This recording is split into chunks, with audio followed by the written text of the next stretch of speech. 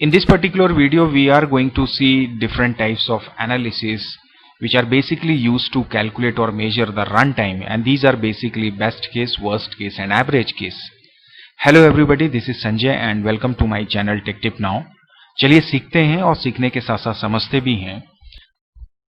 जब भी हम किसी एल्गोरिदम को एनालाइज करने की बात करते हैं, इसका मतलब हम बात कर रहे होते हैं बेस्ट इफिशिएंट एल्गोरिदम की, और किसी भी एल्गोरिदम की इफिशिएंसी को हम हमेशा उसके रनिंग टाइम की बेसिस पे ऑब्जर्व करते हैं या मेजर करते हैं। That means we always try to calculate the running time of an algorithm जब भी हम किसी एल्गोरिदम को एनालाइज करने की बात करते हैं।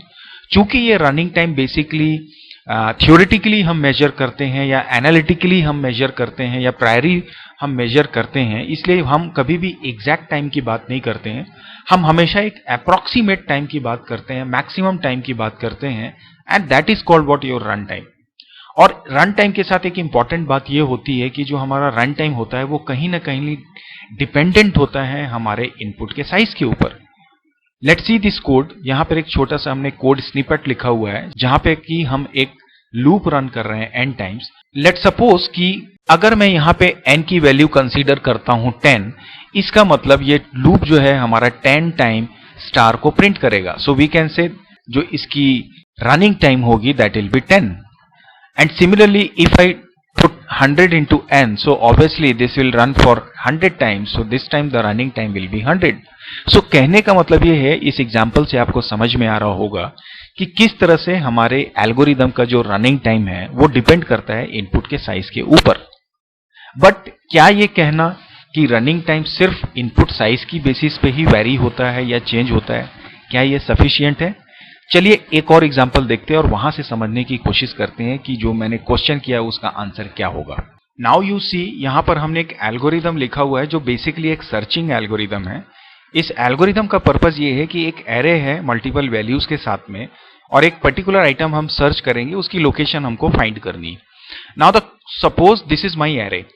अब इस एरे में सपोज फर्स्ट टाइम मैंने सोचा कि मुझे 5 को सर्च करना है, तो अगर आप इस 5 को सर्च करने जाएंगे तो यू कैन ऑब्जर्व दैट कि हमारा 5 तो फर्स्ट पोजीशन पे ही लोकेटेड है। इसका मतलब इसके ऑपरेशन की जो कॉस्ट होगी दैट विल बी 1। तो इसका मतलब ये लीस्ट रनिंग टाइम होगा हमारे इस एल्गोरिदम का। सो आई कैन से कि जो रनिंग टाइम होगा this will be in order of 1 only. But suppose that अगर मैं सर्च करना चाहता हूं 17 को, तो नाउ यू कैन सी कि हमारा जो एल्गोरिदम है ये टोटल n टाइम्स रन करेगा और एट द एंड इसको ये हमारा 17 यहाँ पे मिल जाएगा। इसका मतलब हमारे जो एल्गोरिदम की जो रनिंग कॉस्ट होगी या फ्रीक्वेंसी होगी that will B n time. इसका मतलब ये इसका वर्स्ट रनिंग टाइम होगा, और यू कैन से अगर हम वर्स्ट ना भी बोलें तो we can say the most you can say running time. So we can say इसका जो ऑर्डर होगा that will be order of n। So now you can see that कि हमारा जो एल्गोरिदम का रन टाइम है वो केवल इनपुट की साइज के ऊपर ही डिपेंड नहीं करता है, वो इनपुट की साइज के अलावा वेरी करता है अलग अलग सिचुएशन के ऊपर भी। तो सेम इनपुट है लेकिन जो हमारे रनिंग टाइम का जो कैलकुलेशन है वो अलग हो सकता है, मे वेरी। तो ऐसी सिचुएशन में हम बात करते हैं डिफरेंट टाइप्स ऑफ एनालिसिस की, जहां पे 3 डिफरेंट केसेस को लेके हम वर्कआउट करते हैं। That is your best case, second is worst case and third is your average case. तो चलिए एक एक करके ये सारे डिफरेंट केसेस को हम समझने की कोशिश करते हैं। सबसे पहले मैं बात करता हूं बेस्ट केस की। You can see the best case की जब भी हम बात करते हैं, obviously you can observe here कि इसका जो ऑर्डर ऑफ रनिंग टाइम होता है that is always 1 and it is ideal. Generally हम बेस्ट केस को कंसीडर नहीं करते हैं, but because it is the part of algorithm analysis so we should know about this. Let's take the same example again. जैसा मैंने आपको पहले अभी बताया, this is my array, I want to search this 5। So as I said just a while ago कि इसकी frequency क्या होगी, 1 होगी। सो वी कैन से जो इसका रनिंग टाइम होगा this will be order of 1 because it is situated in the first part of the array or the first element of the array. So this is very easy to understood that best case is basically an ideal case, and generally what we do, we ignore it. We never measure our runtime on the basis of this particular case. Let's talk about worst case analysis. Now worst case, you can see or you hear that it is saying about order of n, and that worst case is basically we try to understand again with the same example as I said कि ये मेरा एक example है same, और मुझे suppose यहाँ पे 17 को फाइंड आउट करना है, तो ऑब्वियसली मेरा जो प्रोग्राम है, से फॉर एग्जाम्पल इसकी लेंथ n टाइम्स है, तो ऑब्वियसली मेरा जो एल्गोरिदम होगा वो n टाइम ही रन करेगा एट द एंड, चूंकि हमें 17 मिल रहा है. In this particular case our running time can be said first running time, and that can be written like t of n time, or you can write fn as well in order of n. So this is what your worst case analysis. Generally जब भी हम किसी algorithm की analysis करते हैं तो mostly we take this worst case because it is actually it finds the upper bound basically. तो ये मैक्सिमम कितना टाइम हमारा एल्गोरिदम लेगा वो डिसाइड होता है हमारे वर्स्ट केस की बेसिस पे. आगे चल के हम डिटेल में बात करेंगे जब एसिम्प्टोटिक नोटेशंस के बारे में हम बात करेंगे. And then finally we will talk about this average case analysis. You can see or observe that it is saying function equal to n plus 1 by 2, or we can say it is in order of n.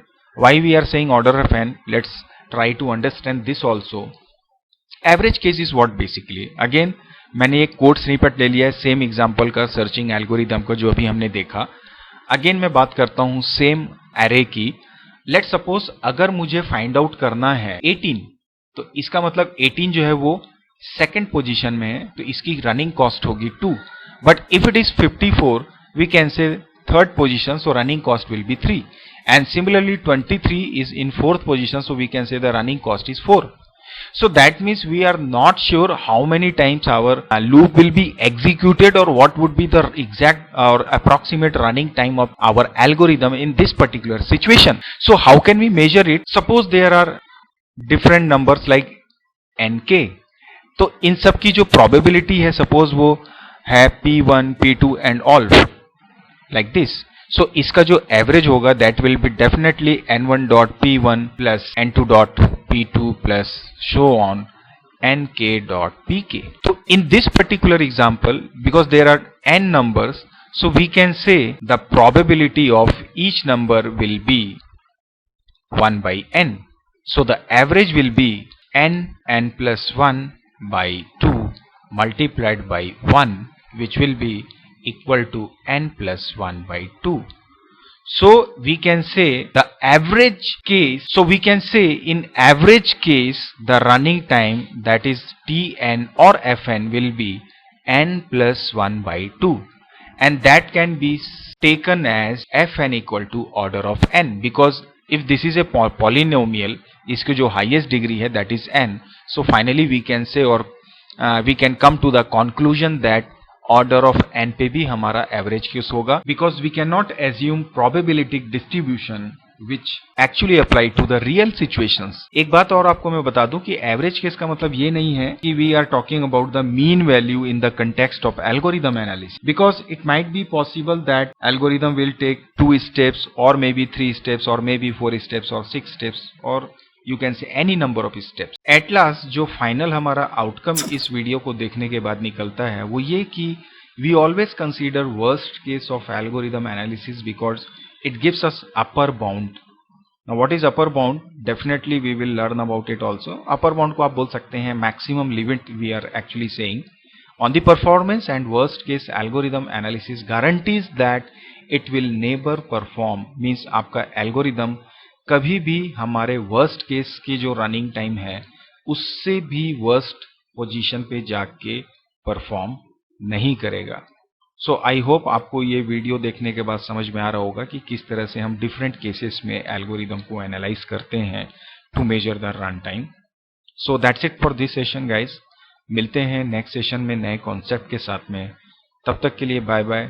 Take care of your family and yourself. Thank you very much.